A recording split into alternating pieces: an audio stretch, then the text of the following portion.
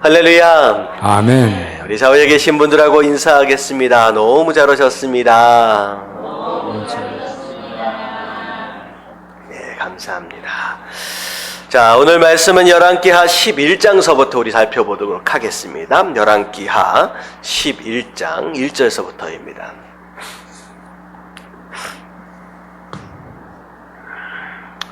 자, 11장 1절서부터 우리 3절까지의 말씀 함께 봉독하도록 하겠습니다. 시작. 아하시아의 어머니 아달랴가 그의 아들이 죽은 것을 보고 일어나 왕의 자손을 모두 멸절하였으나 요람 왕의 딸 아하시아의 누이 여호세바가 아하시아의 아들 요아스를 왕자들이 죽임을 당하는 중에서 빼내어 그와 그의 유모를 침실에 숨겨 아달랴를 피하여 죽임을 당하지 아니하게 한지라. 요아스가 그와 함께 여호와의 성전에 6년을 숨어 있는 동안에 아달랴가 나라를 다스렸더라. 아멘. 자, 지금 많은 왕들의 이름들이 지금 나오고 있기 때문에 조금 복잡할 수 있을 것 같아요. 지금 어떤 상황이냐면요. 북이스라엘에 이제 아합이 왕으로 있었을 때 남유다는 여호사밧이라고 하는 사람이 왕으로 있었습니다. 그 전까지만 해도 북이스라엘과 남유다는 계속 서로 싸우는 관계에 있었었죠. 근데 여호사밧과 아합이 서로 남쪽과 북쪽의 왕으로 있었을 때부터 북이스라엘과 남유다가 사이좋게 지내게 됐어요. 네, 어쩌다가 그렇게 됐냐면, 자, 이 여호사밧의 아들과 아합의 딸이 서로 결혼을 하게 됩니다. 그 여호사밧의 아들이 여호람이고요. 그리고 아합의 딸이 아달랴입니다. 아달랴. 자, 그래서 그렇게 서로 정약 결혼을 맺는 것으로 인하여서 그때부터 서로 사이좋게 지내게 되었다는 거죠. 근데 중요한 건 뭐냐면, 비록 서로 사이좋게 지내서 겉으로 볼 때는 좋아 보였지만 오히려 남유다, 그래도 하나님을 열심히 섬겨 보려고 했던 이 남유다의 왕가에 잘못된 물이 그때부터 들어오기 시작했습니다. 그래서 바알과 아세라를 본격적으로 섬기게 되게 된 계기가 바로 그때서부터라고 생각을 하시면 돼요. 자, 그래서 여호람과 아달랴, 아합의 딸이지요. 그리고 어떻게 보면 이세벨의 딸이 됩니다. 이세벨의 딸이 되는 이 아달랴와 여호람 사이에서 태어난 사람이 아하시아예요. 아하시아. 자, 아하시아가 있는데, 이 아하시아가 북이스라엘과 이제 아람하고 전쟁할 때 계속 끼어서 이제 서로 돕다가 북이스라엘의 왕도 아람과의 전투에서 져서 죽게 되고요. 이제 부상을 당하게 되고요. 그리고 심지어 이제 그런 상황 가운데서 아하시아가 이제 북이스라엘의 왕을 또 병문안하기 위해서 서로 이제 거들러 갔다가 북이스라엘의 예후라고 하는 사람이 반역을 일으키죠. 이건 하나님께서 예후를 왕으로 세우시는 가운데 예후가 누굴 죽이느냐, 하루 사이에 북이스라엘의 부상당에 있는 그 왕을 죽이기도 하고, 그리고 남유다에서 올라왔던 이 아하시아를 그 한날 한시에 죽이게 됩니다. 그래서 북이스라엘 왕과 남유다의 왕이 한날 한시에 죽음을 맞이하게 되죠. 자, 그런 상황 가운데서 아하시아의 형제들이 북이스라엘의 왕이 다쳤다라고 하는 소식을 듣고, 아직 죽은지는 몰랐어요. 다쳤다라고 하는 소식을 듣고 병문안을 가다가 누굴 만나요? 예후를 만나게 돼서 예후로부터 이 아하시아와 아하시아의 형제들까지 다 죽임을 당하게 됩니다. 되게 복잡한 얘기지만 조금 이해가 좀 되세요? 말씀을 드리니까 더 이해가 안 가는 것 같은데 어쨌든 다 죽임을 당하게 됐어요. 자, 그 소식을 누가 듣게 되었느냐? 이 아하시아, 죽임을 당한 남유다의 왕 아하시아의 어머니 누구예요? 아달랴가 들은 거예요. 근데 아달랴는 누구의 딸이라고요? 아합의 딸이면서 이세벨의 딸이 되는 거죠. 이세벨의 딸. 자, 이 아달랴가 아하시아가 죽었고 그 형제들까지 죽었다라는 소식을 듣고 이 아달랴가 무슨 생각을 했느냐? 내가 뭐가 돼보겠다? 내가 여왕이 돼보겠다라고 하는 생각을 갖게 됩니다. 그래서 아달랴, 이 아하시아에 관련되어 있는 모든 왕자들과 더불어 이 왕의 자손들을 전부 다 학살을 시켜버려, 다 죽여버리고 이제부터는 내가 여왕이다라고 해서 여왕의 자리를 6년 동안 이제 앉게 되죠. 자, 어떻게 보면 이제 어떻게 돼버렸느냐? 마치 다윗 왕가가 어떻게 돼버린 것 같아요? 끊어진 것 같은 이제 모습이죠. 그리고 심지어 이 유다를 누가 다스리고 있는 상황이 됐느냐? 이세벨의 딸이 지금 다스리고 있는 상황이 되었기 때문에 이건 정치적뿐만 아니라 영적으로도 최악의 상황이 되어버렸다라고 하는 것이죠. 근데 중요한 건 뭐냐면 하나님께서는 뭘 지키시는 분이다?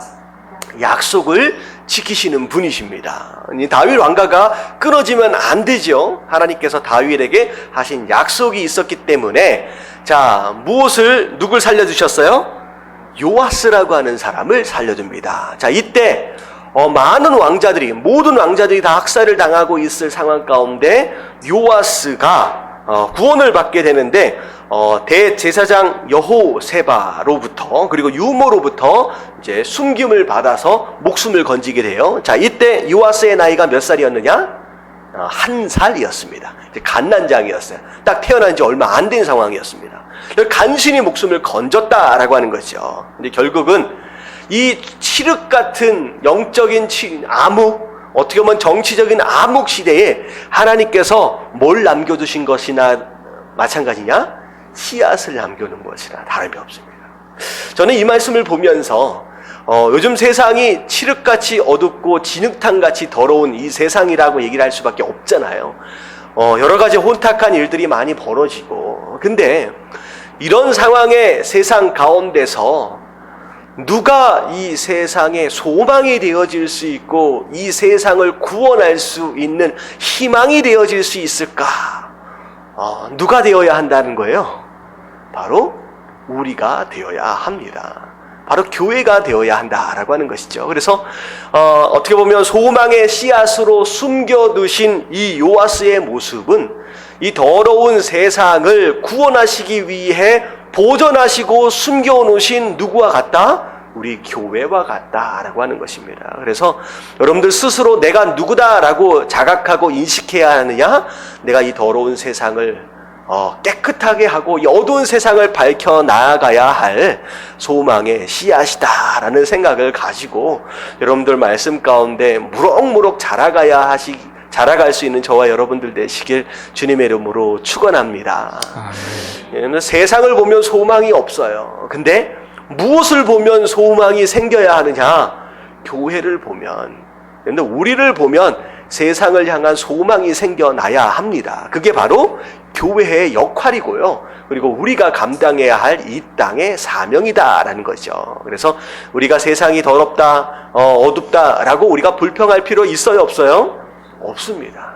우리가 그것을 밝히고 그걸 지키기 위해서 하나님께서 숨기시고 예비해 주신 소망의 씨앗이다라는 것을 기억해야 한다는 거죠.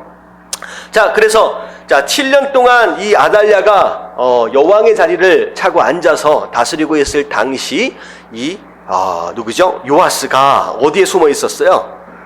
성전 안에, 마치 사무엘처럼 성전 안에 숨어서 때를 기다리게 됩니다. 자, 그러던 가운데 4절서부터 딱 나오는데 몇 번째 해예요? 자, 7번째 해지요. 자, 어떻게 보면 요아스가 몇 살이 되었을 때?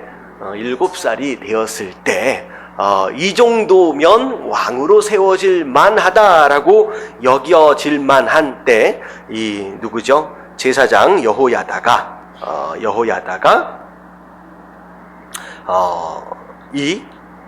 사람들, 이제 호위병들과 백부장들과 더불어 서로 언약을 맺고 이제 거사를 준비하게 됩니다. 자, 5절서부터 쭉 나오는 내용은 왕궁에서 나오는 모든 문들을 다 경계할 수 있도록 군사들을 3분의 1씩 나누어서 배치를 하게 돼요. 사실은 누구를 경계하는 것이냐? 지금 왕비로 세워져 있는, 왕비가 아니죠. 여왕으로 세워져 있는 아달랴를 이제 막기 위해서 이제 성문들을 다 막아 놓는 거죠. 자, 그리고 나서 이 요아스를 왕으로 세우기 위해서 백부장들과 함께 자, 어디에서 지금 이제 그 대관식을 거행하게 되느냐면 성전 안에서 대관식을 거행을 하게 됩니다. 자, 그래서 이제 요아스를 이제 보호하는 어떤 그런 준비들과 이런 것들을 전체들을 다 이제 준비를 한 다음에 자, 성전 안에 이제 다 들어가서 사람들을 다 모으게 됩니다. 지금 누구만 모르고 있는 상태냐면 궁 안에 있는 아달랴만 지금 모르고 있는 상태예요. 자, 그런 가운데 10절, 11절 말씀 같이 한번 읽어볼게요. 시작. 제사장이 여호와의 성전에 있는 다윗 왕의 창과 방패를 백부장들에게 주니 호위병이 각각 손에 무기를 잡고 왕을 호위하되 성전 오른쪽에서부터 왼쪽까지 제단과 성전 곁에 서고 백부장들이 다윗 왕의 창과 방패를 들었다라고 하는 것은 어떻게 보면 초대 왕이나 다름이 없잖아요. 이제 유다로 이제 이스라엘로 보면 2대 왕이긴 하지만 그래도 다윗의 어떤 왕가라고 얘기를 할 때에 초대 왕이나 다름이 없는 그 다윗 왕의 창과 방패를 들고 나옵니다. 이건 뭐냐면 지금 세워지는 요아스가 누구의 후손이라는 거예요? 다윗의 후손이다라고 하는 것을 의미함과 동시에 지금 정통성을 보여주는 거죠. 자, 이것은 단순한 정통성이 아니라 지금 요아스가 세워지는 것은 곧 하나님께서 다윗과 하신 언약이 뭐 되는 거예요? 예, 이루어지는 것이다, 실현되는 것이다, 다시 회복시키는 것이다 라고 하는 것을 상징적으로 의미하는 바로 그런 행동들입니다. 그리고 방패와 창을 가지고 딱 나오는 거죠. 누가 봐도 알아요. 다윗의 창이고 다윗의 방패구나. 아, 다윗의 후손이구나. 지금 다윗에게 하신 그 등불이 다시 또 세워지는구나 라고 하는 것을 모든 백성들이 눈으로 확인하도록 하는 겁니다. 자, 그 가운데 12절 말씀을 보면 여호야다가 제사장이에요. 자, 왕자를 인도하여 내어 왕관을 씌우면서 뭘 줬어요? 자, 율법책을 줍니다. 이게 굉장히 중요한 내용이에요.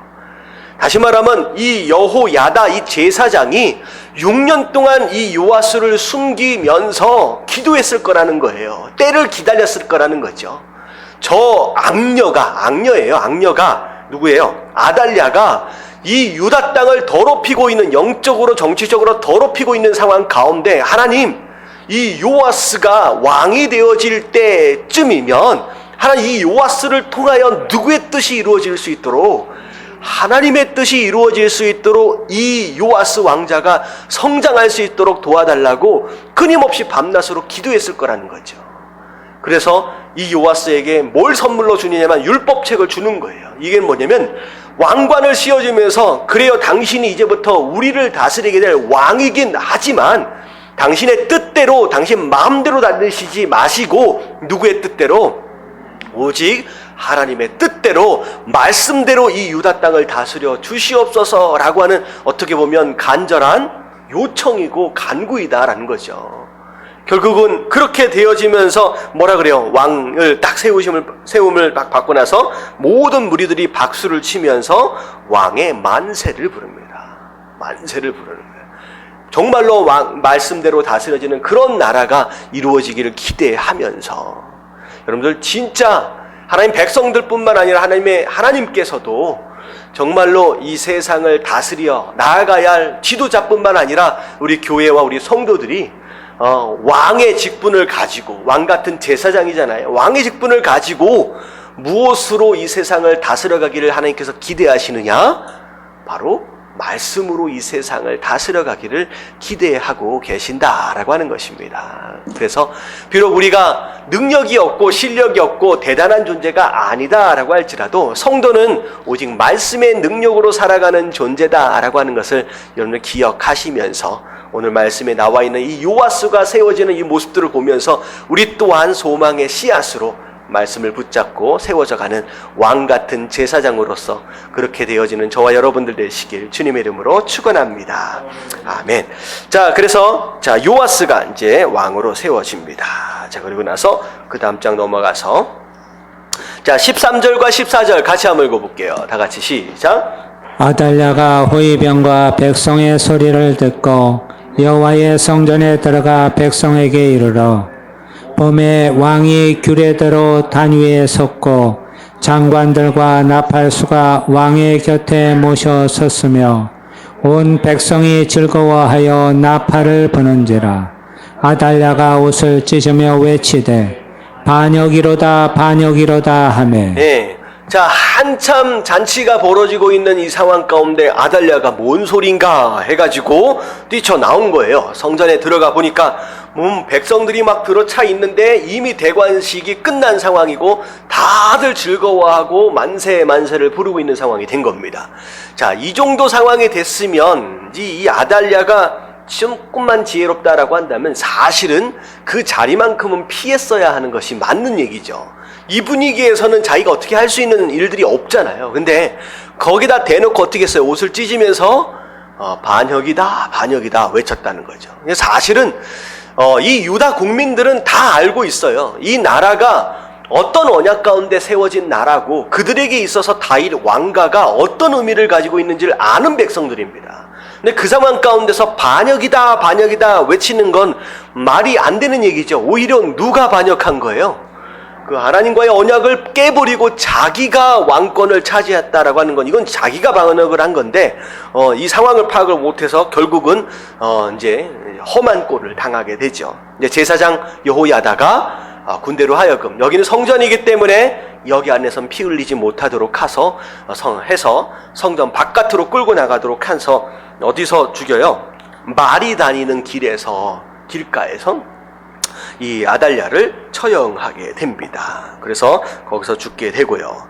자, 그 다음에 17절에 보니까 여호야다가 왕과 백성에게 여호와의 언약을 맺어 여호와의 백성이 되게 하고 왕과 백성 사이에도 언약을 세우게 하매 결국은 깨어졌던 것 같은 그 언약 어떻게 보면 사라져버린 것 같은 어떤 그런 다윗의 이제 가문의 그 혈통이 그 요아스가 다시 세워지는 것으로 말미암아 모든 것이 다 회복하게 되었다라고 하는 거예요.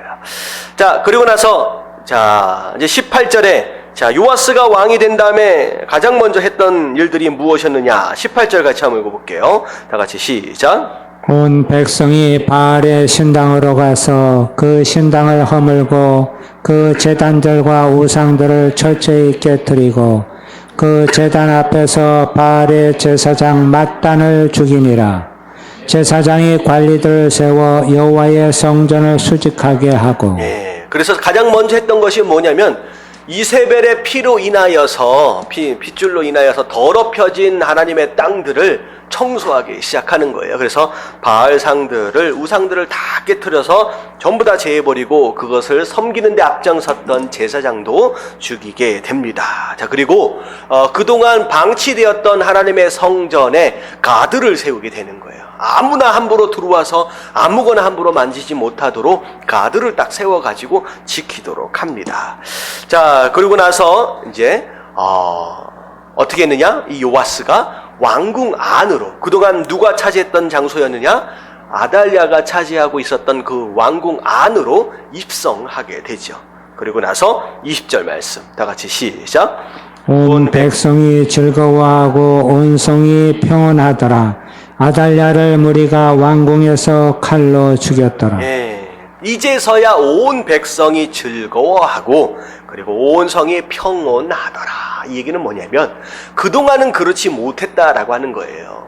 결국은 하나님과의 관계가 우상들이 제거되어지고 그리고 성전이 다시 세워지는 것으로 말미암아 하나님의 관계가 회복되어지는 것으로 말미암아 진정한 기쁨과 평안함을 이 백성들이 다시 회복하게 되었다라고 하는 것이죠. 그래서 진정한 기쁨과 평온함은 어디로부터 온다? 하나님과의 온전한 관계 안에서 우리가 누리게 된다라고 하는 거죠. 그래서 우리가 살다 보면 불안할 때가 있어요. 우리가 염려가 있을 때가 있고 두려움이 있을 때가 있죠. 그리고 낙심할 때가 있습니다. 또 기쁨이 사라질 때가 있을 때 그때 우리는 뭘 점검해야 되느냐? 하나님과의 관계를 점검해야 합니다.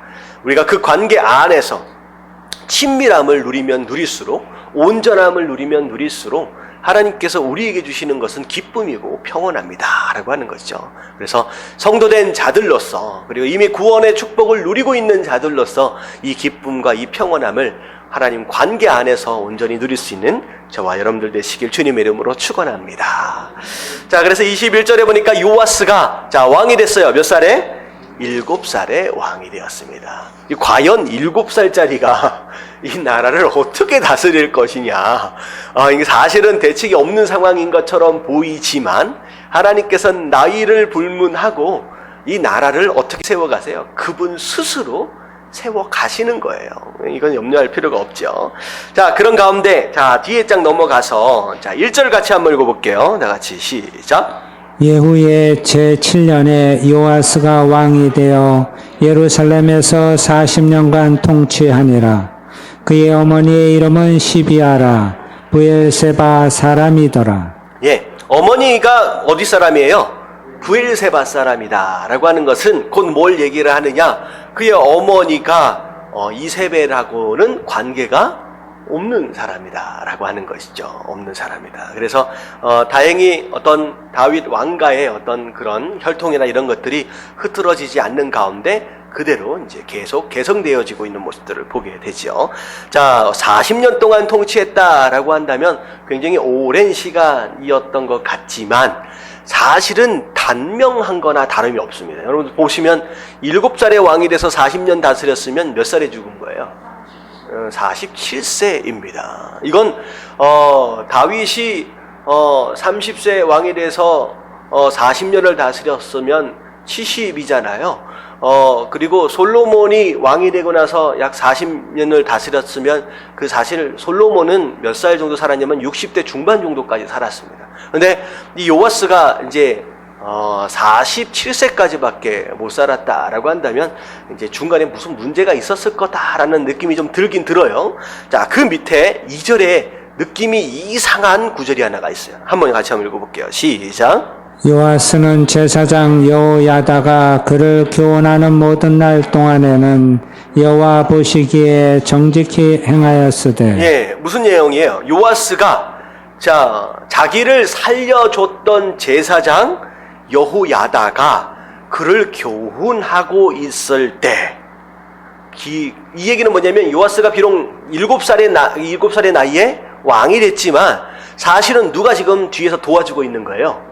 예, 여호야다 제사장이 이 다스리는 것들을 뒤에서 굉장히 섬세하게 좀 돕고 있는 상태가 된 겁니다. 근데 이 여호야다가 살아있을 동안에, 가르치고 있을 동안에는 여호와 보시기에 정직하게 행하였다라고 하는 것은 곧 뭘 암시하느냐? 그럼 요아스가 죽은 다음에는 어떻게 되었느냐라고 하는 것을 궁금하게 만드는 내용이에요. 그러니까 나중에 뒤에 좀 나옵니다. 자, 근데 이제 정직하게 일단은 행했습니다. 그런 가운데 3절에 보니까 산당을 제거하지는 못했다라고 얘기를 하고 있어요. 이 산당이 참 문제가 많아요. 이 뭐냐면요, 사실 이스라엘의 성전이 제대로 세워지기 전에는 언제 세워졌어요? 솔로몬 시대에 세워졌잖아요. 이제 그 전 시대에는 성막이 있었긴 했지만 이제 가까운 곳에서 하나님을 예배하는 장소로 산당이라고 하는 것을 지어놨었습니다. 근데 원래는 하나님을 예배하는 장소였어요. 근데 이스라엘 예루살렘에 성전이 세워지고 나서는 그 산당의 필요성이 축소되면서 가능하면 예배를 어디서 와서 드리도록 이제 했냐면 예루살렘 성전 안으로 들어와서 예배를 드리도록 했다는 거죠. 하지만 가까운 장소 안에서의 예배를 무시할 수 없었기 때문에 산당을 남겨놓긴 했습니다. 남겨놨어요. 근데 이 산당이 어떻게 보면 이스라엘 민족들이 가나안 땅을 정복하기 전에 이 가나안 민족들이 살고 있었던 땅이었기 때문에 그 땅에 수백 년 동안 자리 잡고 있었던 토속 신앙들이 있잖아요.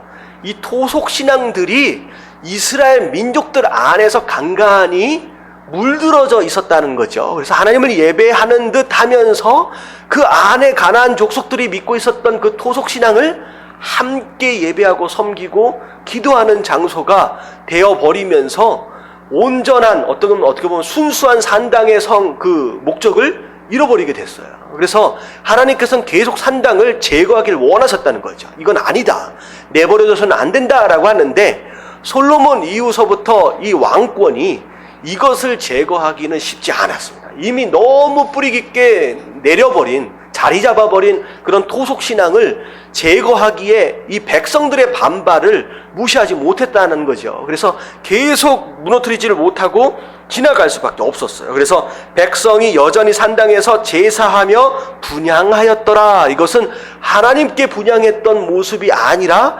다른 우상들에게 분향했던 이런 모습들을 지금 얘기를 하고 있는 것이죠. 그래서 하나님은 이거 좀 없앴으면 좋겠는데 라고 이 내심, 이게 지금 왕들이, 좋은 왕들이 나올 때마다 이 표현은 계속 반복해서 등장을 합니다. 왜냐하면 하나님은 마음속에는 꼭 어떻게 해줬으면 좋겠는 거예요. 이거 제거해 줬으면 좋겠는데 이거는 제거하지 못했구나 라고 하는 아쉬움이 남을 수밖에 없었다라고 하는 것이죠. 근데 어쨌든 요아스가 초반기에는 그래도 정직하게 행했습니다. 자, 그리고 나서 4절서부터 나오는 내용은 성전을 수리하는 내용이 나와요. 수리하는 내용. 자, 간단하게 좀 설명을 드리면 요아스는 성전에 관심이 많은 사람이었어요. 왜냐하면 아기 때 어디서 자랐어요? 성전에서 숨어서 자랐습니다. 어떻게 보면 제사장들보다도 성전 구석구석을 가장 많이 아는 사람이 아마 요아스일 거라는 거예요. 근데 그동안 이제 어머니였긴 하지만 이 아달랴가 정권을 잡고 있을 당시에는 성전이 제대로 보수되어지거나 예배가 제대로 드려질 수 없는 상황이었잖아요. 그래서 이 요아스는 이 성전에서 어렸을 때 살면서 성전이 어디가 망가지고 어디가 부서지고 어디가 손상을 입고 한 거에 대해서 너무나도 많이 아는 거예요. 그리고 나서 나중에 왕이 되고 나니까 마음 가운데 이 성전을 어떻게 하고 싶은 거예요? 고쳐주고 싶은 거예요. 하나님을 예배하는 이 성전이 다른 누구보다도 성전에 대한 애착이 많거든요. 거기서 자랐기 때문에. 그래서 내가 성전 이거 꼭 고쳤으면 좋겠는데 하면서 제사장들에게 이야기를 하는 거예요. 아는 사람들한테 얘기를 해서 은을 좀 걷어다가 이 성전을 좀 고쳐라 얘기하는데, 자, 고쳐져요, 안 고쳐져요? 시간이 가도 고쳐지질 않는 거예요. 여러분, 이게 왜 안 고쳐졌느냐? 이제 잘은 모르겠습니다. 근데 이런 거예요. 원래 은이라고 하는 것은 성전 안에 들여지는 은들은 대부분 어떤 식으로 활용이 되어지느냐? 제사장의 보수로 활용이 됩니다. 제사장의 몫이에요. 근데 이게 성전을 고치라고 은을 따로 받으라라고 얘기를 하니까 받아들이기가 쉽지 않을 뿐만 아니라, 여러분들, 원래 내가 써야 할 것인데 이걸 내가 따로 구별해가지고 따로 분리해가지고 그걸 가지고 성전을 고쳐라 라고 한다면 내가 헌신해야 되고 내가 희생해야 하잖아요. 근데 이게 되기가 쉽지 않은 게 뭐냐면 사실 그런 마음이 있는 거예요. 내가 좀 쓰다가 뭐 하면 해보겠다는 거예요. 남으면. 여러분, 이런 마음 때문에 결국은 못 고친 거예요. 여러분, 은이 남아질 수가 없습니다. 여러분들, 돈이 절대 남지 않아요. 내가 지금 100만 원, 200만 원 벌 때에 내가 좀 더 벌으면, 내가 300만 원 벌면요 100만 원이 남을 것 같죠? 절대 남지 않습니다. 돈은 남지 않아요. 내가 쓰다가 남은 것으로 뭘 해보겠다, 헌신해보겠다, 섬겨보겠다라고 하는 건 불가능한 거예요. 나중에 어떻게 했어요? 이 요아스가 이 뒤에를 딱 넘어갈게요. 자, 넘어가서 보니까 요아스가 하도 답답해가지고 제사장 보고 이제 니네들이 하지 말라라고 나중에 얘기해요. 8절에 바로 그 내용이 나옵니다. 8절 마지막 부분에. 자, 니네들이 하지 말라, 내가 하겠다라고 했더니 이 제사장이 사실은 깨닫고 제가 잘못했습니다. 열심히 제가 해보겠습니다 라고 한 게 아니라 제사장이 뭐라 그래요? 알았습니다. 이제 제가 안 하겠습니다. 라고 얘기를 해요. 어처구니 없는 대답이죠. 그리고 나서 이제 9절서부터 나오는 내용은 요아스가 직접 달려들어서 자, 성전 수리를 하게 됩니다. 그래서 궤를 하나씩 만들어가지고 성전 어귀에다 놓고 사람들마다 성전을 고칠 것이다 라고 하는 목적으로 무슨 헌금이라 그래요, 이걸? 지정 헌금이라고 하잖아요. 지정 특별 헌금을 제정을 해가지고 넣도록 합니다. 그랬더니 사람들이 성전이 무너져 내리고 많이 망가져 있는 모습들을 보고 안타까워했던 백성들이 조금씩 모아서 드리게 돼요. 그래서 풍성하게 그렇게 거둬진 가운데, 자, 이 요아스가 이제 미장이들과 목수들과 많은 사람들을 데려다가 은을 주고 이 성전을 수리하게 돼요. 근데 중요한 건 뭐냐면 13, 14, 15절에 보니까 성전 수리하는 사람들에게 은을 주면서 수리하라고 얘기를 해놓고선 뭘 하지 않았다? 회개하지 않았다는 거예요. 준 돈이 제대로 쓰여졌느냐 안 쓰여졌느냐라고 하는 것을 굳이 확인하지 않았다라고 하는 거죠. 이 얘기는 뭐냐면 이 요아스가 일을 맡긴 자들을 어떻게 했다는 거예요? 완전히 신뢰했다라고 하는 거죠. 믿을만 했기 때문에 그랬겠죠. 이 얘기는 뭐냐면 성전이 지어질 때에 망치질을 하는 사람뿐만 아니라 못질을 하는 사람들뿐만 아니라 모든 자들이 신앙 안에서 신실함으로 이 성전이 세워져 가고 수리되어져 갔다라고 하는 것을 의미합니다. 근데 이것은 어떻게 보면 되게 안타까운 상황인데, 제가 알기로 절을 이제 짓고 절을 고치고 할 때 그냥 아무렇게나 하지 않는데요. 절을 짓고 할 때 이제 뭐라 그럴까요? 선정되어지는 소나무나 이런 것들뿐만 아니라 일하는 사람들도 마찬가지고 굉장히 그들 스스로 생각하는 그 믿음 안에서, 자기 신앙들 안에서 그렇게 성전을 지으려고 하는데, 제가 한번 어떤 장면을 봤냐면, 겉에 이렇게 바리케이트처럼 이렇게 딱 이제 펜스를 쳐놨어요. 근데 딱 겉에 뭐라고 되어 있냐면 성전 건축하는 장소라고, 건축 현장이라고 딱 써놨는데, 그 안에서 건축하는 사람들이 점심시간에 한쪽에서 술판을 벌이고 담배를 피우고 있는 모습을 보는 거예요. 하나님의 성전이 지어진다라고 하는데 그 성전을 짓는 자들의 마음이 어떤 모습으로 짓고 있느냐? 술을 담배를 하면서 그 기분에서 성전을 짓고 있는 모습을 보면서, 야, 이거 어떻게 하나님의 성전을 짓는데 이렇게 경솔하게 이런 모습으로 이렇게 성전을 지어갈 수 있을까라고 하는 그런 모습을 보면서 생각하면서 참 안타까웠거든요. 근데 이때 당시만 해도 얼마나 서로 신앙 안에서 신뢰하고 그렇게 세워졌는가라고 하는 것을 좀 볼 때, 우리 예담교회 어떻게 보면 눈에 보이는 성전뿐만 아니라 모든 세워져 가야 할 성전들이 신앙 안에서 신뢰되어지는 가운데 세워져 가야 하는 것이 맞지 않겠느냐라는 생각을 해보게 됩니다. 그래서 여러분들 삶에 세워져야 할 성전, 그리고 눈에 보이는 우리 예담교회 성전들이 세워져 갈 때 여러분 신앙 안에서 신뢰함 가운데 아름답게 세워져 가실 수 있는 저와 여러분들 되시길 주님의 이름으로 축원합니다. 아멘. 자, 그래서 결국은 성전이 고쳐지게 됐어요. 자, 근데 갑자기 17절 말씀 한번 읽어볼게요. 다 같이 시작.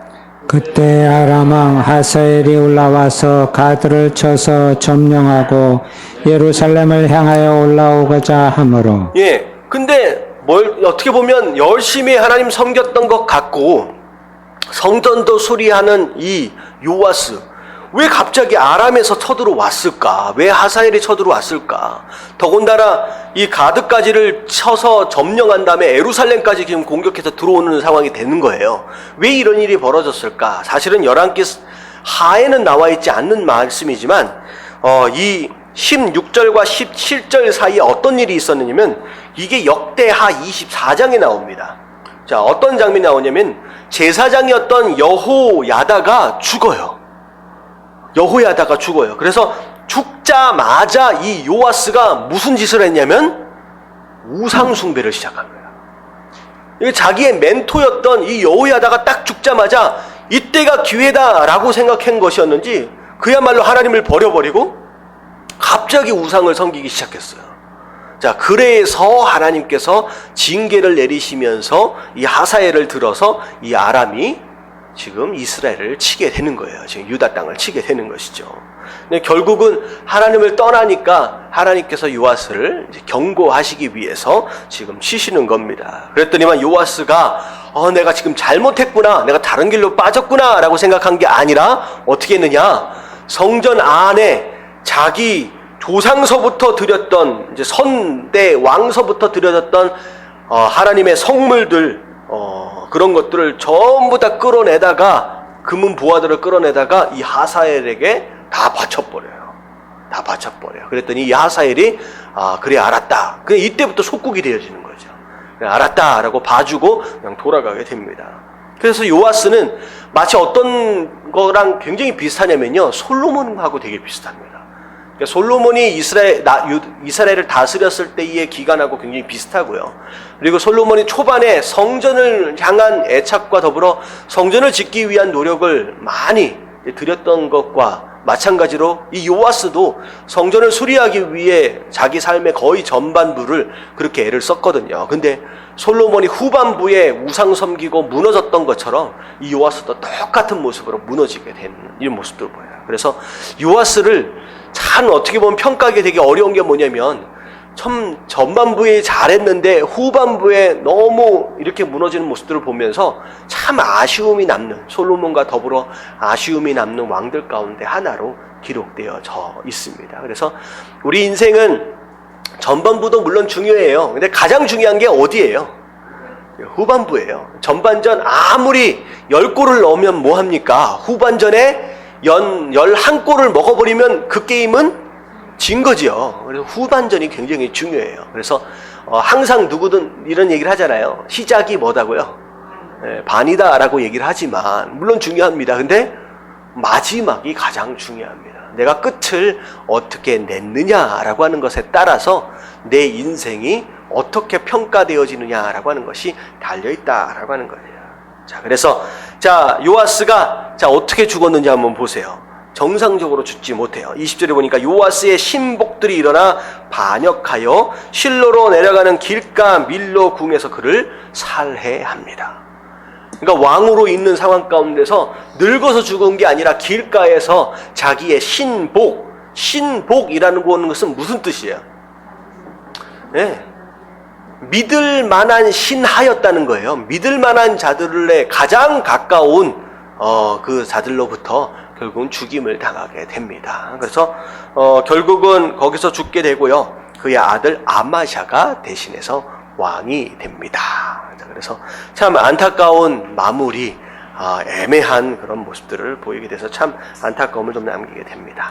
자, 여기까지가 6월달까지 우리 생명의 삶의 내용이고요. 자, 7월달로 넘어와서 좀 보도록 하겠습니다.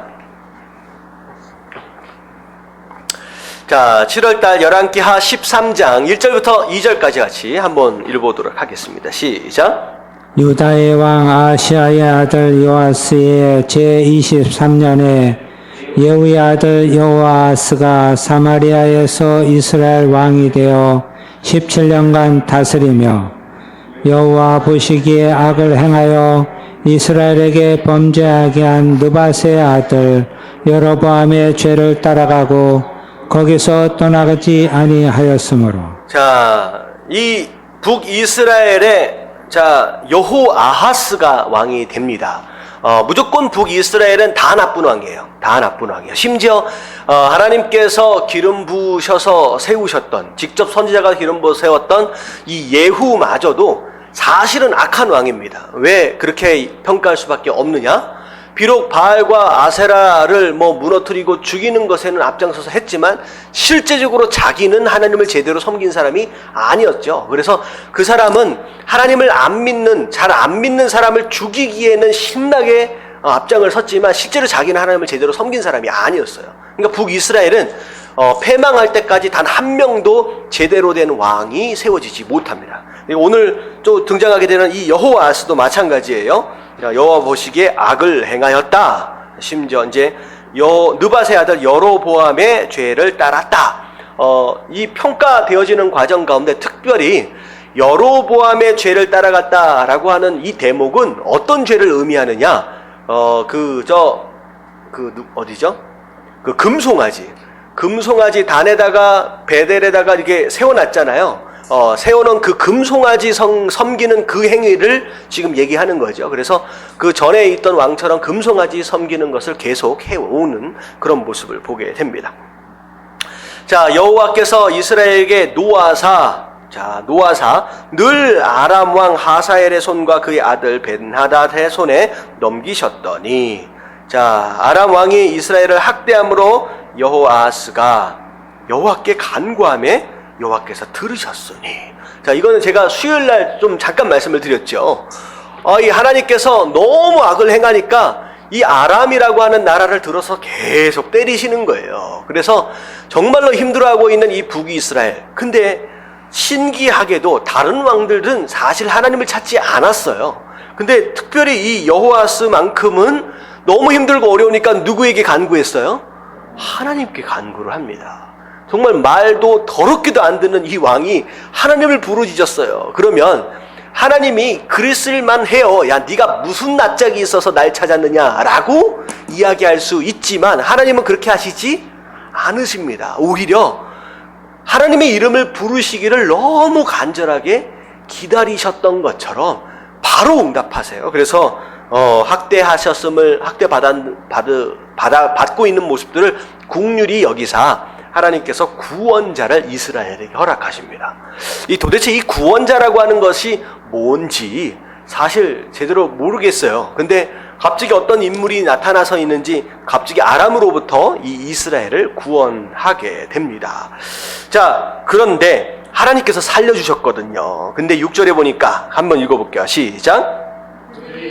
그들이 이스라엘에게 범죄하게 한 여로보암의 집의 죄에서 떠나지 아니하고 그 안에서 따라 행하며 또 사마리아의 아세라 목상을 그냥 두었더라. 네. 이 하나님께서 구원해 주셨으면 정신 좀 차리고 내가 지금 잘 섬겨봐야 되겠다라고 한 것이 아니라 다시 오히려 거꾸로 심지어는 금송아지뿐만 아니라 사마리아에다가는 이 아세라 상까지를 들여놓게 되었다는 거죠.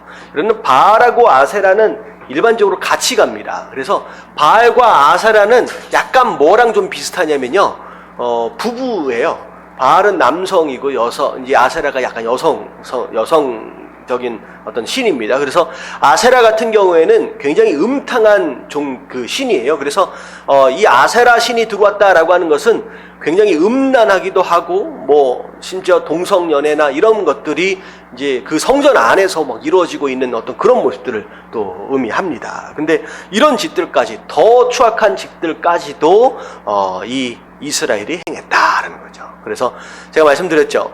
분명히 하나님께서 구원하시면 얘네들이 돌아올지 안 돌아올지를 하나님이 어떻게 보면 사실 아세요, 모르세요? 사실 아세요. 아심에도 불구하고 마치 하나님이 속으신 것처럼 여겨질 수밖에 없는 상황이잖아요. 근데 속으신 것처럼 여겨질 수 있는 상황이 되었음에도 불구하고 하나님께서 이 누구죠?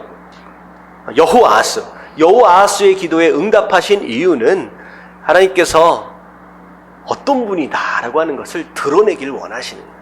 어떤 자의 기도든, 심지어 우상을 섬기고 있던 자의 기도라고 할지라도 하나님을 이름을 부르는 순간 내가 그들을 향하여 긍휼함을 베풀고 자비를 베푸는 나는 그런 하나님이다 라고 하는 것을 드러내기 위해서 나중에 이 변화가 없는 이런 삶이 있었음에도 불구하고 하나님께서 응답을 하시는 것이죠.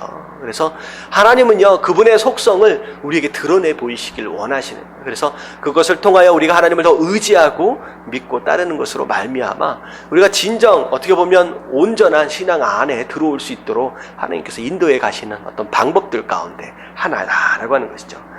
자, 그래서 결국은 하나님께서 안 되겠다 싶어서 어떻게 하셨어요? 아람 왕을 다시 들어서 쓰십니다. 그래서 심지어는 이스라엘 백성들을 뭐 하셨다라고까지 말씀하셨느냐? 멸절하셨다라고 하는 표현까지를 쓰세요. 그래서 어느 정도까지 멸절이 되었느냐? 마병이 50명 남았대요. 그리고 병거가 10대 남았대요. 그리고 보병이라고 하는 것은요, 여러분 그냥 남자의 숫자, 이게 전쟁터에 나가서 싸울 수 있는 남자의 숫자입니다. 이게 보병이거든요. 보병이 몇 명이에요?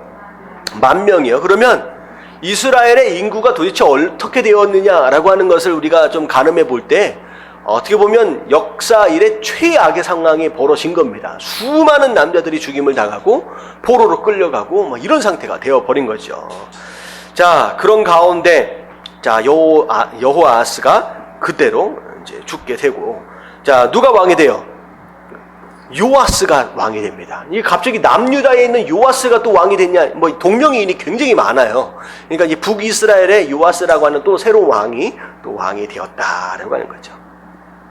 자, 이 말씀을 보면서 결국은 변화되어지지 못한 여호아하스의 삶을 보면서 우리가 좀 뭘 생각을 해야 되느냐? 우리가 하나님을 믿는다라고 했을 때 세상 종교를 믿는 것과 우리 기독교를 믿는 것과의 가장 근본적인 차이를 우리가 좀 짚고 넘어갈 필요가 있다라고 하는 거예요. 자, 세상 종교는 어떤 종교냐?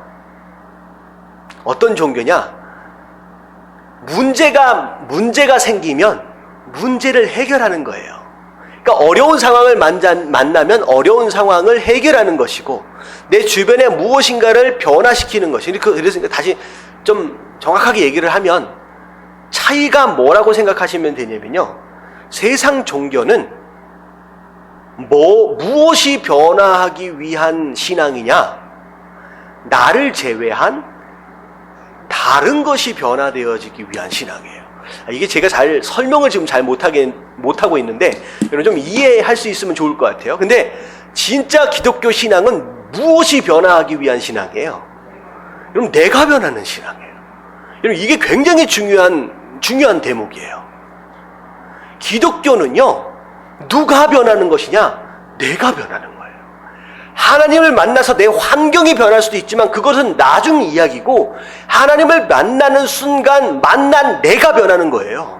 내 생각이 변하는 거고, 내 입술이 변하는 거고, 내 행동이 변하게 되고, 내 습관이 변하고, 내 인격이 변하고, 내 삶이 변화되는 것으로 말미암아 내 환경이 영향을 받고, 내 환경이 변화된 나로 말미암아 변화되어져 가는 거예요. 이게 어떻게 보면 기독교의 가장 중요한 핵심입니다. 내가 변하는 거예요. 근데 세상 종교는 뭐가 변하는 거냐? 내가 아니에요. 내가 만나고 있는 사람들이 변하는 거고, 내가 만나고 있는 환경과 문제가 변하는 겁니다. 자, 이것을 우리가 정확하게 짚고 넘어간다라고 한다면, 나는 하나님을 믿고 있다라고 하면서 내가 기도하고 있는 제목들 가운데 내가 변화하기 위해서 기도하는 제목들과 내 환경이 변화되어지기 위한 기도의 제목들을 한번 비율을 여러분들이 생각해 볼 필요가 있다는 거죠. 만약에 내가 변화하기보다는 내 환경만 변화하기 위한 것으로만 기도를 채워가고 있다라고 한다면 오히려 하나님을 믿는 기독교 신앙이 아니라 뭐일 수 있다는 거예요? 세상 종교를 믿는 것과 다를 바가 없는 것일 수 있다라고 하는 것이죠. 그래서 우리 기독교 이 신앙을 우리 부족처럼 만들어서는 안 된다라고 하는 거예요. 이런 부족은 나를 바꾸는 게 아니잖아요. 그래서 여러분들 우리가 좀 생각해야 될 게 뭐냐면, 이게 지금 이 여호아하스도 하나님을 잠깐 뭐 한 거예요? 잠깐 자기가 환난 가운데서 하나님을 잠깐 이용한 것일 뿐이라는 거죠. 물론 그것을 통하여 하나님께서 하실 일들을 드러내길 원하시는 부분들을 드러내시긴 했지만, 여호아하스 같은 경우에 하나님을 그냥 이용한 자일 뿐이라는 거예요. 자기가 당면한 문제를 해결하기 위해 붙잡았던 그냥 도구였을 뿐이라는 거죠. 근데 우리의 신앙은 그런 게 아니에요. 하나님이 우리의 문제를 해결하기 위해 쓰다가 버려진 만한 그런 도구가 아니라 우리는 그분과의 관계 안에서 누리는 그런 구원이다라고 하는 것이죠. 그래서 이걸 어떻게 생각을 했냐면요, 이 여호아하스 같은 이런 신앙은 이미 뿌리가 뽑혀진 나무에 뭘 주는 것이나 다름이 없느냐면 물을 주는 거랑 다름이 없어요. 잠깐 살아날 수 있지만 결국은 서로 연결되어지지 않는 것으로 말미암아, 뿌리 내리지 못하는 것으로 말미암아 결국은 죽게 되는 신앙이고요. 구원하고는 상관이 없죠.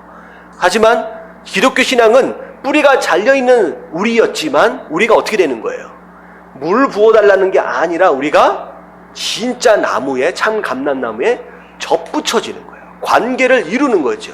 그래서 그 관계 안에서 영원한 생명을 영위하는 바로 그런 것이 바로 우리 신앙의 가장 중요한 개념이다라고 하는 거죠. 그래서 내 삶의 궁극적인 변화로 열매 맺지 않는 신앙이다라고 한다면, 내 삶의 변화가 열매로 맺어지지 않는 신앙이다라고 한다면 그 신앙은 오히려 하나님을 뭐처럼 이용하는 사람이라고 비슷하냐면 부적처럼 다른 종교의 어떤 수단처럼 이용하는 거랑 다름이 없다라고 하는 거죠. 그래서 우리의 신앙을 사실 이런 모습들을 통하여 점검해 갈 필요가 있습니다. 자, 그래서 요아스가 왕이 됩니다. 자, 요아스. 자, 어떤 왕이었어요? 11절에 보니까 여호와 보시기에 악을 행하였다. 그리고 또 우상숭배, 금송아지 그대로 그냥 섬겼던 그런 왕이었다라고 나오고요. 그리고 요아스는 특별한 내용도 없이 그 다음에 그냥 죽고 누가 왕이 돼요? 여로보암이 왕이 되었다라고 이제 됩니다. 자, 그리고 나서 그 다음 쪽으로 넘어갑니다. 자, 13장 14절을 볼게요. 14절 같이 한번 읽도록 합니다. 시작. 엘리사가 죽을 병이 들매 이스라엘의 왕 요아스가 그에게로 내려와 자기의 얼굴에 눈물을 흘리며 이르되 내 아버지여 내 아버지여 이스라엘의 병거와 마병이여 하매. 예, 엘리사 오랜만에 등장을 합니다. 이제 나이가 많이 먹었어요. 그래서 이제 죽게 되었습니다. 그런 가운데 이스라엘 왕으로 있던 요아스, 특별히 요아스에 대한 내용은 많은 설명이 없어요. 하지만 악을 행했다, 우상 숭배를 했던 왕으로 이제 기록되어져 있는데 이 요아스가 엘리사를 찾아옵니다. 그 죽음 앞에서 자기 얼굴에서 눈물을 흘립니다. 애도를 표하는 거죠. 안타까운 거예요. 그러면서 뭐라고 불러요? 내 아버지여, 내 아버지여.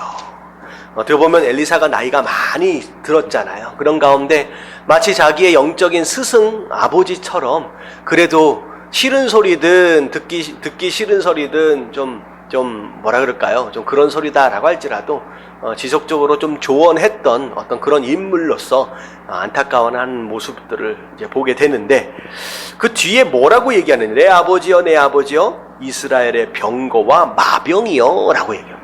이게 무슨 얘기, 왜 이 얘기를 꺼낼까요?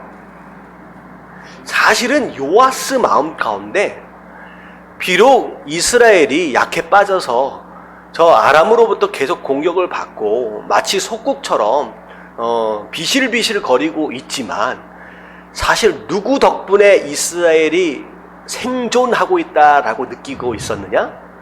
엘리사 때문이에요. 그러니까 엘리사에 대한 영적인 뭐라 그럴까요? 의지라고 그럴까요? 비록 자기는 우상숭배하고 있을지언정 이 나라에 엘리사가 있기 때문에 그런 게 있잖아요. 그런 믿음이 있거든요. 이 엘리사가 있기 때문에 그래도 이 나라는 망하지는 않을 것이다 라고 하는 아주 작은 이상한 믿음이 있는 거예요. 마치 어떤 믿음하고 비슷하냐면 그 가정 가운데 그 아내만 교회를 다니는 그 집안이 있잖아요. 남편 마음 가운데 어떤 믿음이 있는지 혹시 아세요? 교회 가자 해도 더럽게도 안 가요. 근데 그 남편 마음 가운데 어떤 믿음이 있냐면 그래도 내 마누라가 교회를 좀 다녀서 우리 가정이 망하지는 않을 것이다. 마치 부적처럼 그런 믿음이 있을 수 있어요. 좀 이해가 되시죠? 이 얘기는 뭐냐면 엘리사가 딱 죽는 순간 이젠 우리나라를 누가 지키냐는 거예요. 이스라엘의 병거 마병이여라고 하는 것은 이 엘리사 죽으면 이젠 누가 지키냐. 사실 엘리사는 그 전에 전 선대왕 때 심지어 어떤 일들까지 했느냐. 저 아람에서 군사들을 내려보낼 때 침실에서 이야기하는 내용들까지도 다 듣고 있는다라고 얘기할 정도로 모든 그 전략들을 다 꿰뚫고 있는 사람이었고 그리고 왕들에게 가르쳐줬거든요. 그렇기 때문에 그것에 대한 신뢰가 사실 있었거든요. 근데 이 엘리사가 죽으니까 이젠 누가 지켜주나 라고 하는 그런 마음이 있는 거예요 지금. 자, 그랬더니 엘리사가 그 마음을 꿰뚫어 봅니다. 그럼 뭐라 그래요? 활하고 화살을 가져와라. 그리고 나서 동쪽을 향하여 문을 열어라. 그러나 동쪽으로 향해서 활을 쏘라는 거예요. 활을 딱 쏘더니 뭐라 그래요? 네가 아람을 이길 것이다. 그러니까 어떻게 보면 엘리사의 죽음으로 인하여 최대의 근심 걱정이었던 이 아람을 엘리사가 마지막 죽기 전에 뭐라고 얘기하느냐? 네가 아람을 이길 것이다 라고 얘기하는 거예요. 자, 근데 중요한 건 뭐냐면 이 요아스가 이 엘리사의 말씀을 어떻게 받아들였느냐라고 하는 게 중요한 거예요. 어떻게 받아들였느냐. 근데 사실은 믿기 쉽지 않은 내용이죠. 지금 굉장히 열악해져 있는 상황 가운데 과연 아람을 싸워서 비기면 비겼지 이길 수 있는 상황이 사실 아니거든요. 근데 그랬을 때 일단은 그렇게 드러났어요. 드러났는데 18절에 보니까 갑자기 남아있는 화살을 잡고 바닥을 치래요. 그랬더니만 이 요아스가 바닥을 몇 번 쳐요? 3번 쳐요. 그리고 내려놓습니다. 그랬더니만 이 엘리사가 갑자기 버럭 화를 냅니다. 몇 번은 더 쳤어야 된다고요? 6번은 더 쳤어야지 라면서 화를 내는 거예요. 이것은요, 여러분들 잘 생각해야 돼요. 6번을 칠 수 있는데 3번만 치고 내려놨다고 화를 낸다는 것은 이상한 사람이에요. 여러분, 이 상황은 어떻게 이해해야 되느냐? 지금 엘리사를 통하여 말씀을 듣고 있는 요아스의 태도가 어떤 태도였느냐라고 하는 것을 잘 들여다봐야 돼요. 화살을 쏘라 그랬을 때 화살을 쏘긴 쐈지만 이긴다, 아람을 이긴다라고 했을 때 그것을 온전한 믿음으로 받는 상태가 아니었다는 거예요. 그리고 심지어 바닥을 쳤을 때 3번 치고 내려놓는 이 모습 자체가 마치 어떤 모습 같느냐? 툭툭툭 마치 굉장히 성이 없는 태도를 지금 보인 거예요. 그랬을 때 이 엘리사가 굉장히 화가 난 겁니다. 지금 뭐 하는 거냐는 거죠. 그러니까 말씀을 받는 자의 태도가 믿음도 없을 뿐만 아니라 성의도 없고 진지함도 없고 이 정도면 됐습니까? 라고 하는 이런 모습의 태도. 여러분들, 엘리사가 화가 났다는 것은 누가 화가 난 거예요? 하나님이 화가 난 거예요. 이 모습을 보면서 이 엘리사의 분노는 하나님의 분노예요.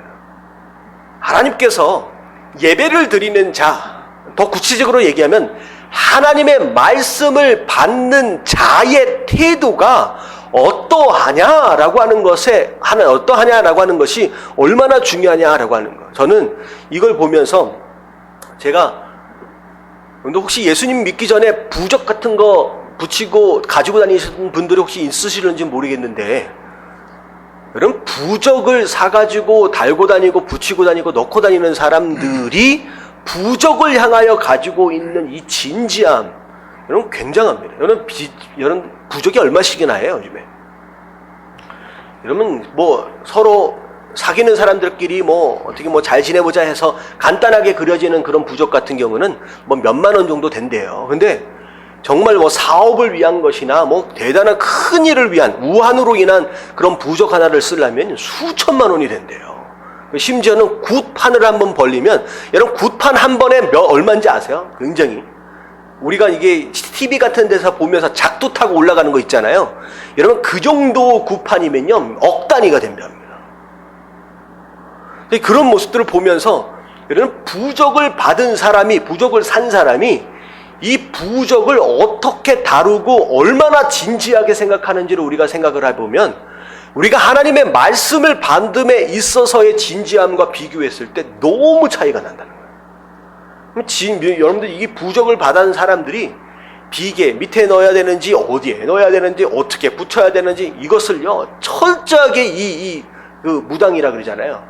그 사람들한테 철저하게 배워가지고 진짜 이것을 어느 방향으로 해야 되느냐, 어떻게 해야 되느냐, 얼마나 진지하게 받아들이고 듣기도 하고 그렇게 하려고 애를 쓰는지. 근데 정작 하나님의 말씀을 받는 성도의 기대와 태도는 마치 이 요아스가 성의 없게 믿음 없이 그렇게 받아버리고 두드리고 그냥 놔버리는 그런 모습처럼, 그런 모습은 혹시 없는지 우리가 좀 돌아볼 필요가 있다라고 하는 것이죠. 그래서 우리가 예배를 드릴 때, 말씀을 드릴 때 우리의 기대감과 진지함을 좀 회복했으면 좋겠습니다. 정말로 하나님의 말씀이기 때문에 믿어지고요, 정말 하나님 말씀이기 때문에 내가 꼭 그렇게 하고야 말겠다라고 하는 결단이 좀 있고, 내가 다는 못할지라도 이것만큼은 내가 이번 주에 내가 꼭 해보고 싶다 라고 하는 그런 결단들을 하는 가운데, 그렇게 살아보려고 몸부림치고 애를 쓸 줄 아는 그런 진지함이 사실 우리 삶 가운데 있어야 되지 않겠느냐라고 하는 거. 여러분, 조금만 더 애써 보시게 되길 주님의 이름으로 축원합니다. 너무 가볍게 여기는 것 같아요, 하나님의 말씀을. 요아스가 그래서 욕을 먹는 거예요. 지금 뭐 하는 거냐는 거죠. 지금 말씀을 받는 태도가. 그래서 결국은 네가 아람을 칠 텐데 몇 번 친다. 네가 두드렸던 대로. 이건 뭐냐면 우리가 얼마나 하나님의 말씀을 믿음으로 진지하게 받느냐라고 하는 그 정도까지 응답하시겠다는 거예요. 네가 3번 쳤느냐? 그런 태도, 그런 정도의 진지함이다라고 한다면 그 정도까지만 내가 응답하겠다라고. 그리고 나서 엘리사가 죽습니다. 자, 엘리사가 죽고 나서 자 무슨 일이 벌어졌어요? 그 다음 해에 엘리사의 무덤이 있었는데 갑자기 모압 쪽에서 도적대들이 쳐들어왔어요. 자, 그랬더니만 장사를 지내고 있던 사람들이 이 도적대들을 피하기 위해서 이 엘리사 무덤에 있던 이 엘리사의 시체 있는 데에다가 장사를 지내고 있던 이 시체를 던져 넣은 건데 이 엘리사의 뼈하고 딱 부딪힌 거예요. 딱 닿은 거예요. 그랬더니 어떤 일이 벌어졌느냐? 갑자기 죽었던 사람이, 장사 지내고 있던 사람이 벌떡 일어나게 됩니다. 살아났어요. 이런 일이 벌어졌어요. 도둑대들을 피하기 위해서 던져 넣었는데 살아났어요. 자, 이거는 오늘 말씀 이제 보면 제목에 뭐라고 나왔냐면 죄로 죽은 인생도 말씀으로 새롭게 될 수 있다라고 하는 내용인데요. 엘리사는 말씀의 대언자로서 말씀을 상징적으로 의미합니다. 그래서 죽어버린 인생이다라고 할지라도 그 인생이 누구랑 맞닿으면 말씀 되신 하나님, 말씀 되신 예수 그리스도와 만나게 되면 그 어떤 인생이다라고 할지라도 살아날 수 있다라고 하는 그런 내용이죠. 그래서 죄로 인하여 우리의 인생이 어떻게 되어버렸느냐라고 하는 거, 하나님을 만나지 못한 인생들의 모습들을 사실 창세기 1장 1절과 2절에 나와 있잖아요. 어떤 모습이에요? 흑암이고 혼돈이고 공허함이잖아요. 근데 그런 이 세상이 하나님의 말씀을 만나는 순간 그 흑암이 뭘 만나요? 빛을 만나게 되고요. 그 혼돈 안에 질서가 세워지게 되고 그 공허함 가운데 하나님의 풍성함이 채워지게 되는 것처럼 우리도 별 수 없다는 거죠. 우리도 어떻게 해야 돼요? 결국은 말씀을 만나야 우리의 삶에 빛이 들어오고 질서가 세워지고 풍성함이 채워질 수 있다라고 하는 거죠. 그래서 우리 성도는 무엇으로 말미암아 산다? 하나님의 말씀으로 말미암아 산다라고 우리가 생각해야 합니다. 그래서 제가 수요일날 잠깐 말씀드렸던 것 같아요. 우간다 대통령 이야기 말씀드렸죠. 이번에 그 미국에서는 그 동성 결혼 통과가 됐잖아요. 그래서 난리도 아닌데 한편으로는 지금 어디냐? 우간다에서는 반동성애법을 지금 서명을 했대요. 반동성애법을. 근데 이 모습을 보면서 남의 나라잖아요. 남의 나라인데 갑자기 오바마가 그것을 철회하지 않으면 그 전에 약속했던 4억 달러의 원조를 내가 취소할 수도 있다 라고 얘기를 했대요. 그랬더니만 우간다 대통령이 뭐라고 얘기했느냐? 우리 우간다 국민에게 필요한 것은 미국의 원조가 아니라 하나님의 말씀대로 사는 것이다 라고 이야기했대요.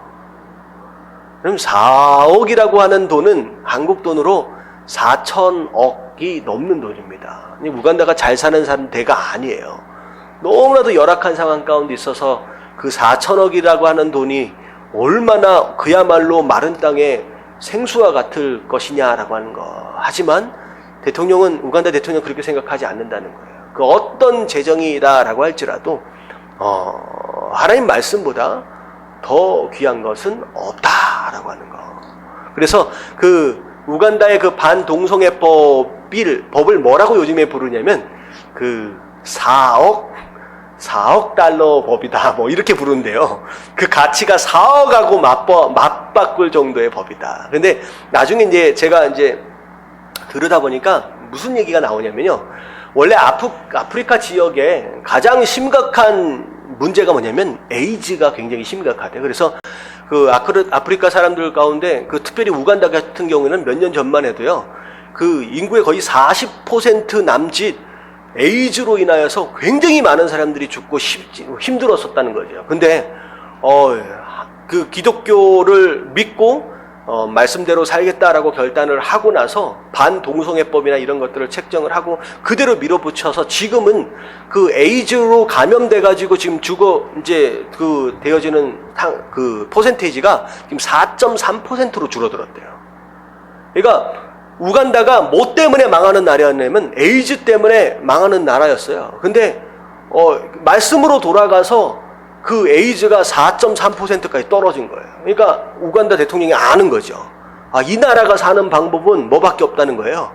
말씀대로 사는 방법밖에 없다라고 느끼는 거예요. 그래서 그 4억 달러보다도 훨씬 더 가치 있는 게 하나님의 말씀이다라고 느끼는 겁니다. 그래서 오늘 이런 말씀들을 좀 보면서 이제 죽은 자가 살아나는 이런 모습들, 이런 말씀에는 그런 능력이 있다라고 하는 걸 여러분이 기억하시고 그 말씀만큼은 포기하지 마시는 저와 여러분들 되시길 주님의 이름으로 축원합니다. 자, 북이스라엘 계속 하나님을 속삭이고 있는데, 자 23절에 보니까 하나님께서 이 북이스라엘을 아직 포기하지는 않으셨습니다. 누구와의 약속 때문에? 아브라함과 이삭과 야곱과 더불어 하신 약속 때문에 이 나라를 포기하지 않으시고 은혜로 지금 붙잡고 계신다라고 하는 거죠. 자, 그런 가운데 요아스가 그야말로 엘리사가 예언했던 대로 아람을 3번 쳐서 이기게 됩니다. 자, 그리고 나서 베나다닷에게 빼앗겼던 성읍들을 다시 되찾아오게 되죠. 자, 그래서 우리가 구원에 대해서 이야기를 할 때 사실 어떤 의미가 있느냐면 죄로 인하여 빼앗겨버렸던 것을 우리가 은혜로 되찾아오는 것, 되찾아서 누리는 것이다 라고 하는 어떤 그런 개념도 우리가 한번 살펴봤었죠. 자, 마지막으로 14장 1절서부터 마지막 16절까지 좀 보도록 하겠습니다. 자, 1절과 2절 같이 한번 읽어볼게요. 다 같이 시작. 이스라엘의 왕 요아스의 아들 요아스 제2년에 유다의 왕 요아스의 아들 아마샤가 왕이 되니 그가 왕이 된 때에 나이 25세라. 예루살렘에서 29년간 다스리니라. 그의 어머니의 이름은 여호앗단이요 예루살렘 사람이더라. 자, 요아스가 죽고 아마샤가 새롭게 왕이 됐습니다. 그리고 나서 3절에 보니까 아마샤가 여호와 보시기에 어떻게 행했어요? 정직하게 행했대요. 그나마 다행, 좋은 왕이 등장을 했습니다. 자, 그랬는데 밑에 보니까 그의 조상 다윗과 같지는 않았다. 자, 그 이유가 뭐예요? 그 아버지 요아스가 행했던 모습처럼 산당을 제거하지는 못했다라고 아쉬움이 좀 남았죠. 근데 다윗은 어떻게 보면 완벽한 왕은 아니었지만 여기 참 좋은 왕, 바른 신앙의 모습의 기준이 되어졌어요. 그러니까 나쁜 신앙의, 잘못된 신앙의 기준이 누가 되어지느냐? 여로보암이. 얘는 나쁜 왕이다 라고 했을 때 여로보암이 등장하고요. 얘는 참 정직한 왕이다, 바른 왕이다 라고 했을 때 다윗이 등장을 합니다. 그래서 다윗의 이름이 참 의미가 있는 게 뭐냐면 누군가의 믿음을 평가함에 있어서 기준이 될 수 있다라고 하는 것만큼 의미가 대단한 의미인 것 같아요. 그래서 다윗이 어쩌다가 이렇게 하나님 앞에 칭찬을 받는 대대손손 이렇게 좋은 왕으로서의 이미지를 계속 유지할 수 있었느냐? 왕들 가운데 오직 진짜 전심으로 하나님만 믿었던 왕은 이 다윗뿐이었다라는 생각을 해보게 됩니다. 다윗 이후에 솔로몬이든 그 어떤 왕이든 산당을 제거하지 못했고 이스라엘 가운데 다른 우상을 들여놓는 것, 그리고 그것을 온전히 제거하지 못한 아쉬움들이 남는 그런 왕이었지만 다윗 왕 때만큼은 정말로 전심으로 하나님만 섬겼던 그런 모습들을 우리가 좀 보게 돼요. 그래서 이것으로 말미암아 하나님께서 가장 기뻐하시는 건 어떤 착하게 사는 거, 아무런 실수가 없이 온전한 거 이런 것보다도 정말로 하나님만 바라보고 하나님만 전심으로 예배하는 바로 그런 모습이 아니겠느냐라는 생각을 해보게 됩니다. 그래서 여러분 가장 중요한 건 하나님뿐이에요. 하나님뿐. 그래서 우리가 신앙에 집중해야 할 것이 있다라고 한다면 바로 다윗과 같은 하나님 앞에서의 정직함이다라고, 하나님 앞에서의 전심이다라고 하는 것을 우리가 기억해야 할 내용입니다. 자, 그런 가운데 이 아마샤가 왕이 됐는데 이 아마샤의 아버지 이름이 뭐였어요? 요아스잖아요. 근데 요아스가 어떻게 죽었습니까? 신복들에 의해서 살해당했잖아요. 그러면 그의 아들이 아마샤가 왕이 됐다라고 한다면 당연히 그 자기 아버지를 살해했던 그 자식들은 어떻게 해야 되는 게 맞아요? 심지어 그 가문 자체를 다 제거하는 게 맞습니다. 여태껏 그래 왔었고요. 뭐 북이스라엘 같은 경우에는 제거한다라고 했을 때 그 가문과 더불어 그 신하들까지도 다 죽였잖아요. 그 친척들까지도. 왜냐하면 이게 나중에 두고두고 우환이 될 가능성이 많아요. 그렇잖아요. 그 신하에 비록 자기 아버지를 죽였던 그런 신하이지만 그 신하의 자식들이 자기 아버지를 죽인 왕에 대하여 여러분들 그 좋은 마음을 품기는 어렵습니다. 아마도 어느 순간에 어떻게 돌변할지를 모르는 두고두고 진짜 우환이 될 만한 존재들이거든요. 근데 이것을 살려두었다는 거죠. 살려두었다. 왜 살려두었어요? 하나님 말씀에 아버지든 자식이든 누구의 죄로만 심판을 받아야 돼요? 자기 자신의 죄로만 심판을 받아야 된다라고 하는 것을 지키기 위해서 이게 죽이지 않았다는 거죠. 그러면 이게 지혜로움일까요? 어떻게 생각하세요? 근데 나중에 어떻게 됐는지 아직 잘 모르겠습니다. 근데 이게 지혜일까요? 여러분들 죽이는 게 정말 더 지혜로울 것 같잖아요. 이게 우환을 제거하는 게 맞습니다. 맞는데 이 아마샤가 하나님의 말씀이기 때문에 그것에 순종했다라고 하는 거. 이런 말씀에 순종한다라고 하는 개념을 우리가 조금 다시 한번 개념을 세워갈 필요가 있어요.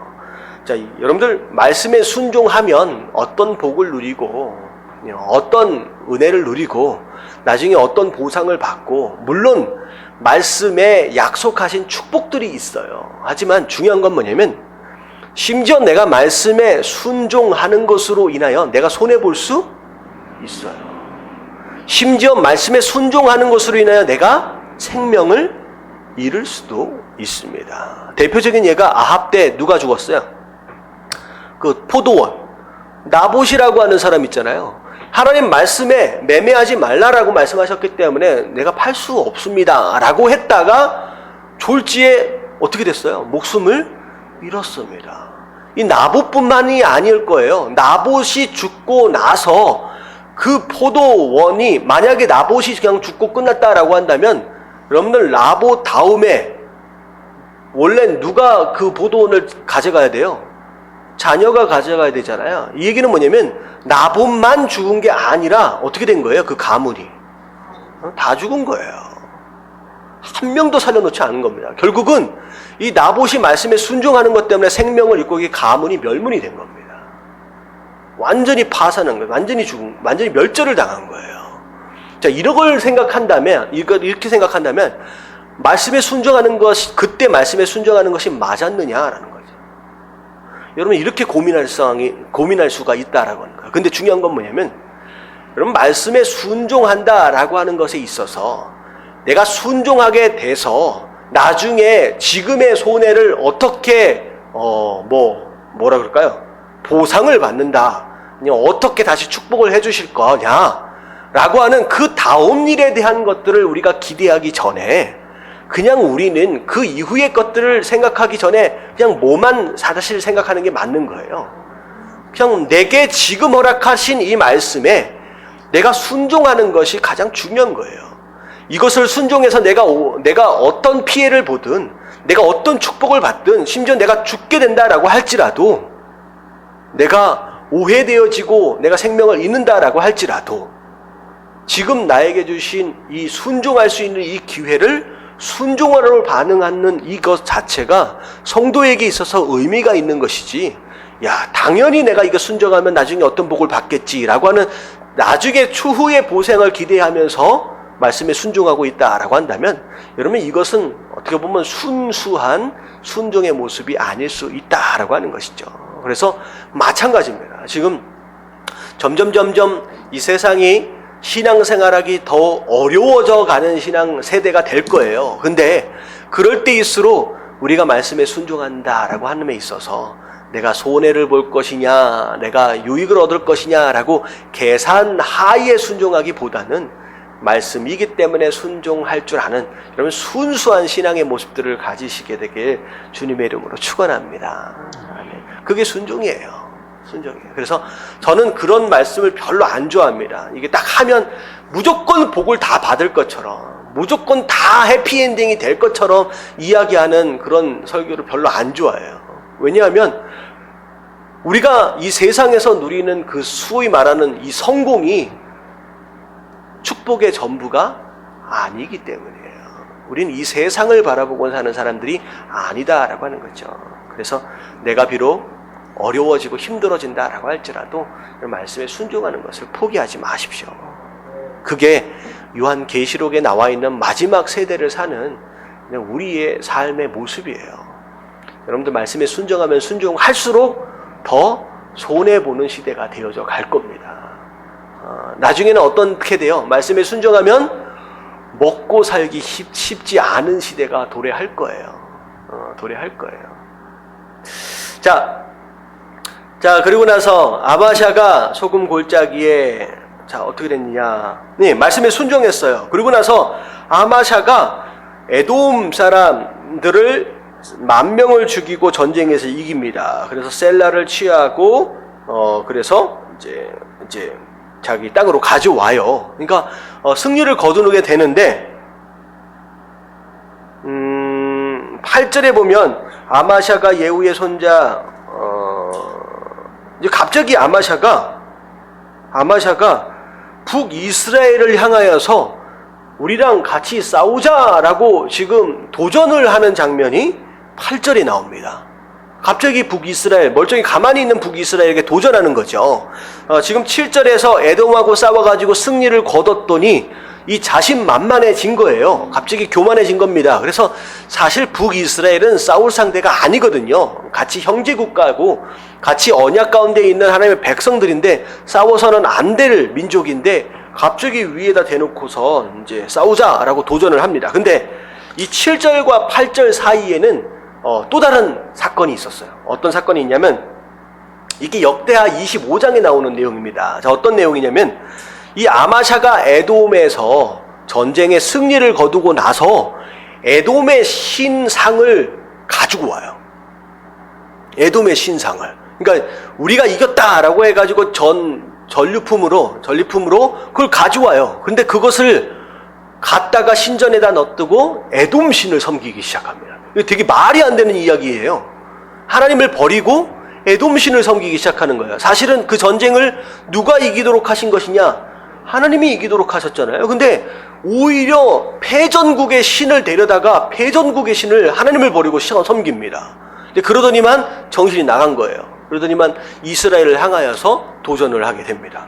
자, 그리고 나서 9절에 보니까 이스라엘 왕이 우습게 여기지요. 우리가 아무리 약해진들 너희를 이기지 못할 뿐이야 하면서 뭐라고 비교하느냐? 레바논의 가시나무, 레바논의 백향목 두 나라를 비교하기를 레바논의 가시나무는 어디를 의미하느냐? 남유다를 의미하는 거예요. 너희는 아무리 레바논에서 자라본들 너는 가시나무에 불과하다. 우리는 백향목이다. 근데 레바논의 들짐승이 오다가 어떻게 된 거예요? 그 가시나무를 밟아서 부러뜨려 버린 거예요. 이 얘기는 뭐냐면 네가 아무리 잘나서 뭘 한들 우리를 이길 수는 없다라고 이제 이야기를 한 거죠.